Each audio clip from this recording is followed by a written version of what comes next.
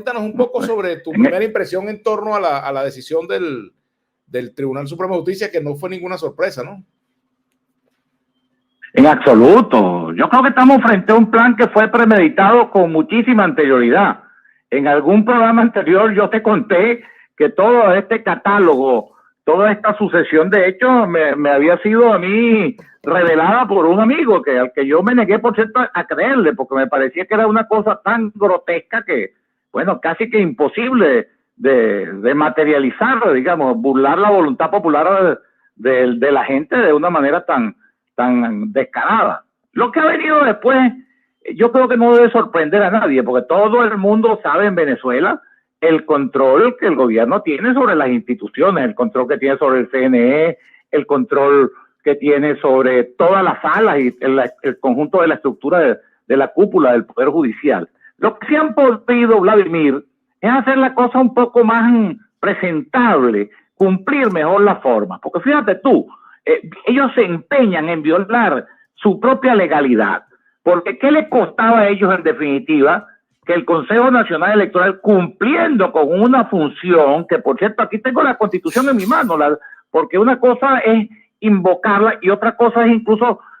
yo dije, la voy a leer, porque fíjate tú, el artículo 294 de la Constitución dice: los órganos del poder electoral se rigen por los principios de independencia orgánica, autonomía funcional y presupuestaria, despartidización de los organismos electorales, imparcialidad y participación ciudadana, descentralización de la administración electoral, transparencia y celeridad del acto de votación y escrutinios. Esto lo estoy leyendo textual, artículo 294 de la Constitución. Y lo otro es que, por supuesto, como deriva todo el texto constitucional, la facultad de organizar las elecciones y de cumplir todas sus fases, desde la inscripción de candidatos hasta la proclamación de quien resulte ganador, en este caso de la presidencia de la República, es una facultad que es exclusiva y excluyente, es decir, no puede ser ocupada, no puede ser transgredida por otro órgano. Y en este caso, te repito, ni siquiera las formas fueron cumplidas, quizás por la dificultad, porque es que no es fácil tampoco, Vladimir, hacer un cambiazo de las dimensiones del que se pretende imponerle a los venezolanos. Entonces, bueno, estamos frente a una situación de verdad de muchísima gravedad. Lo de la sala electoral es todavía peor, porque además deja a quienes quieren recurrir sin instancia posible. La sala electoral, que es una instancia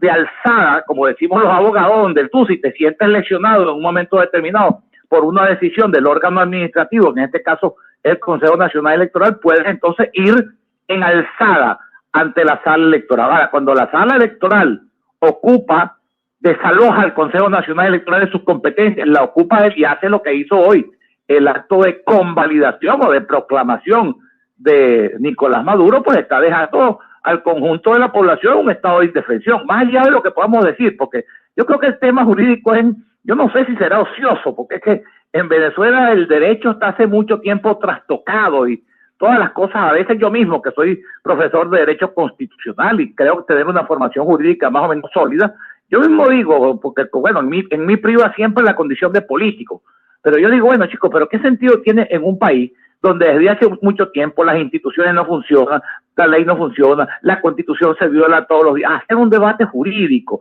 Es decir, entonces tú ves que toda aquella cosa, que si eso corresponde, que si no corresponde, que si es nula, de nulidad absoluta. Yo creo que el problema hay que colocarlo de verdad, Vladimir, y creo que es lo que deriva de toda esta situación, de todo este camino trágico que se suma a los 25 años de tragedia, este camino que hemos recorrido del 28 de julio para acá. Yo creo que lo que se impone es una solución política al asunto, porque la solución jurídica está, digamos, absolutamente, digamos, negada, confiscada, anulada, todo lo que tú quieras hacer. Entonces, yo lo que sí creo, y esa es mi preocupación como venezolano fundamentalmente y como político, es que tenemos que buscar un punto que nos conduzca, digamos, a recobrar la sensatez para buscar, digamos, un equilibrio, para buscar una negociación, para buscar unos acuerdos que nos conduzcan, digamos, al restablecimiento de unas normas mínimas de convivencia, porque a mí me preocupa mucho, Vladimir, también, que es la otra deriva peligrosa, digamos, que ha sido advertida ya desde Venezuela y desde el mundo, que es la deriva ya represiva, con racia, con el gobierno queriendo imponer,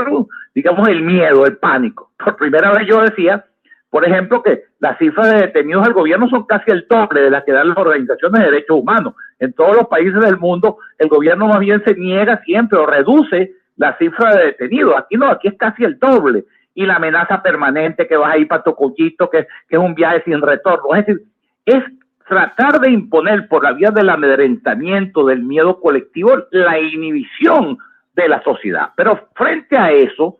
hay otro peligro muy grande, Vladimir, que es cómo reaccionar, que es la estrategia, digamos, de las fuerzas del cambio, de las fuerzas opositoras, de las fuerzas, digamos, de respaldo, en este caso, a González Urrutia, de cómo responder frente a eso. Porque tenemos siempre la tentación, y el gobierno lo sabe, y es una estrategia que han venido practicando incluso desde que antes de que Chávez llegara al poder, digamos que la confrontación, que la provocación, que todos estos elementos tienen una reacción en el contrario. O sea, la reacción instintiva de un pueblo que siente burlado, que siente, que sabe además lo que pasó, porque, como digo yo, ¿acaso que lo que pasó en una logia masónica, en una cosa secreta, en una reunión de la mafia? Lo que pasó frente a la mirada de 14 millones de venezolanos, entre votantes, miembros de mesa, testigos de mesa, toda la logística alrededor de la cuestión electoral, todo el plan República, todos los observadores nacionales e internacionales, toda la prensa mundial. Es decir, que lo que pasó ante los ojos del mundo, y sobre todo en un mundo globalizado donde las imágenes y la información fluye en tiempo real. Entonces, negar esa situación, bueno, ¿qué sentido tiene? Llevar al país a un conflicto aún mayor, de consecuencias, digamos, imprevistas y de consecuencias quizás peores que todas las que hemos vivido durante estos 25 años, que han sido particularmente trágicos desde todo punto de vista para Venezuela. Entonces, también desde el punto de vista de las fuerzas alternativas, de la fuerza del campo, hay que diseñar una estrategia que tenga, yo digo que los siguientes elementos: firmeza, por supuesto, porque nosotros no podemos dejar, además, ok, está bien, vamos a suponer que estemos obligados, entre comillas, a cumplir la sentencia de la Sala Electoral del Tribunal Supremo de Justicia, pero eso no quita, y eso está en la propia Constitución y está en los orígenes del derecho, lo que llaman la sana crítica. Y tú tienes todo el derecho a disentir de esa sentencia, más allá de que la acates o no la acates. Además, ¿quién la va a acatar y quién no la va a acatar? Aquí el único que puede hacer cumplir esa sentencia fue el que la hizo cumplir desde antes que la sentencia se produjera, que es el aparato, digamos, represivo, policial, burocrático, militar, que tiene el gobierno. Esa es la verdadera. Eso está impuesto sobre la fuerza. Entonces, no hay posibilidades, no las veo yo en el horizonte cercano, que mediante una confrontación de fuerza se pueda obtener ningún resultado positivo.